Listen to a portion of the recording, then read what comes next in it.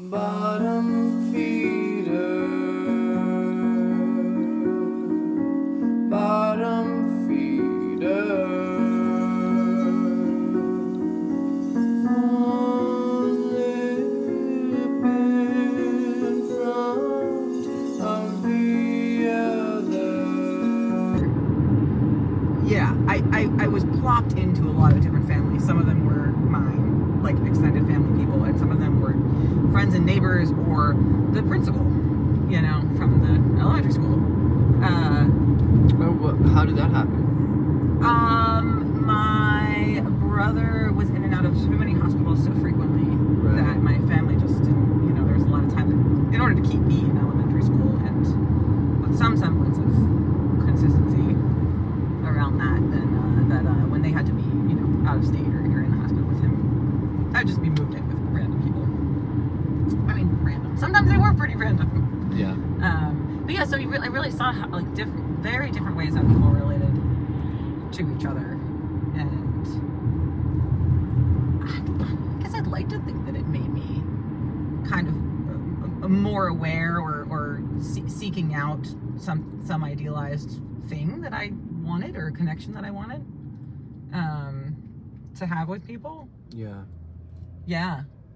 Well, I also was very, you know, as like my childhood, I didn't have friends in childhood, really. I didn't have like people I was close to or felt kinship or felt like I could really relate to. I had very, very few of those. Certainly nobody I went to school with.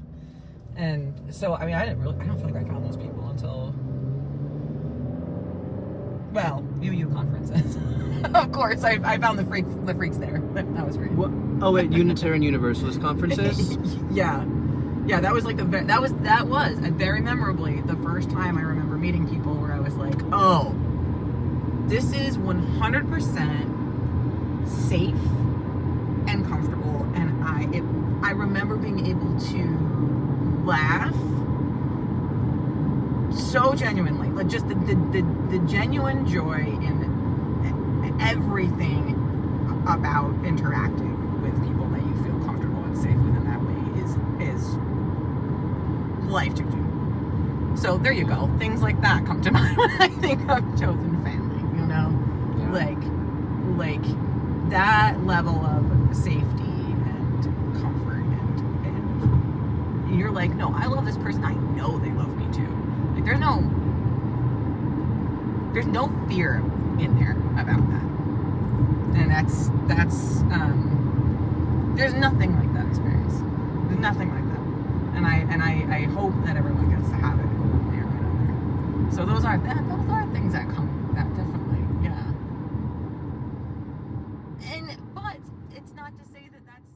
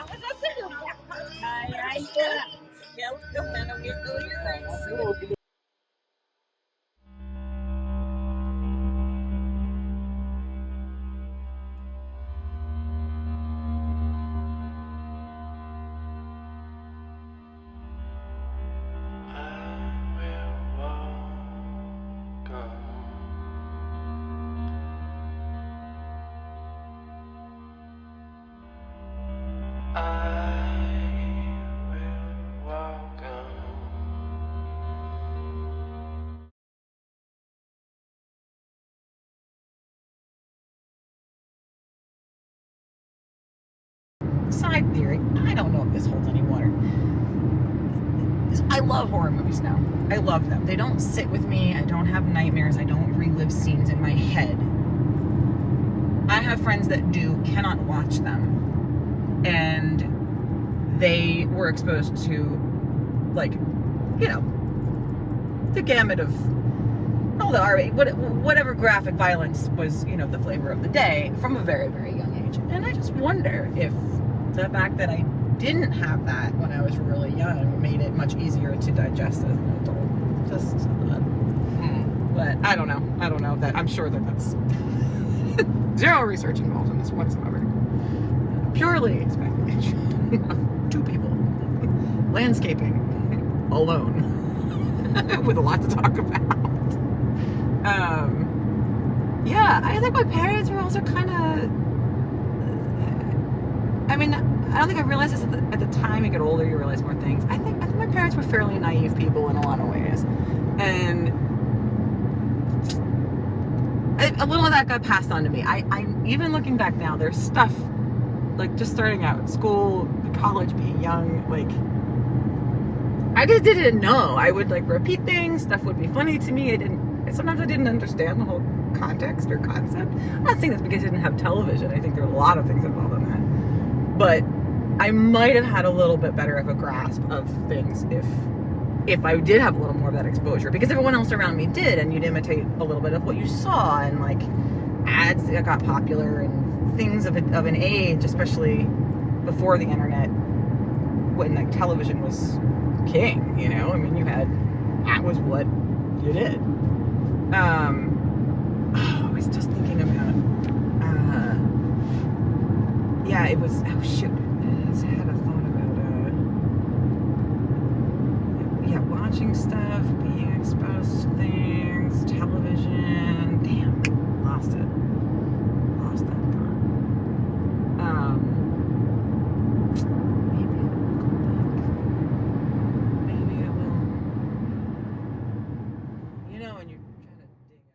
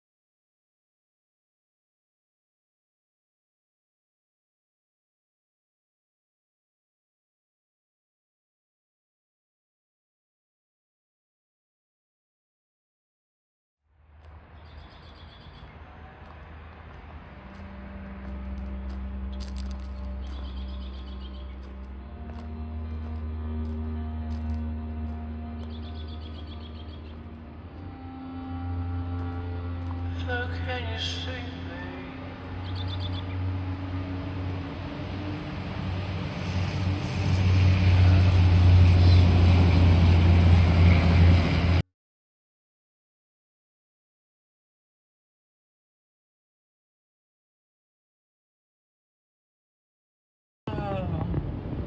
I found a piece I wrote about Charlottesville, some rhyming something or other on a scrap of paper. It doesn't end well. I had a couple really clunky stanzas in there, but it was pretty funny. What was it about? Oh, I think the first stanza was, there's a tiny town where I've settled down on the central eastern coast. A UVA and a pleasant stay are what they have to boast. But be one wary, never tarry for a job or two. If you wallow, it will swallow all you'd ever do.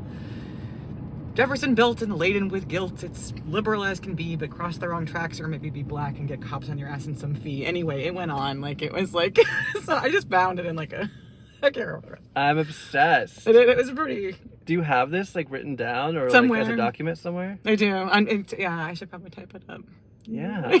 No, save this. This is important. I don't think we would have even thought about it if we didn't start talking about how we got down here. Well, yeah, that's why we're talking.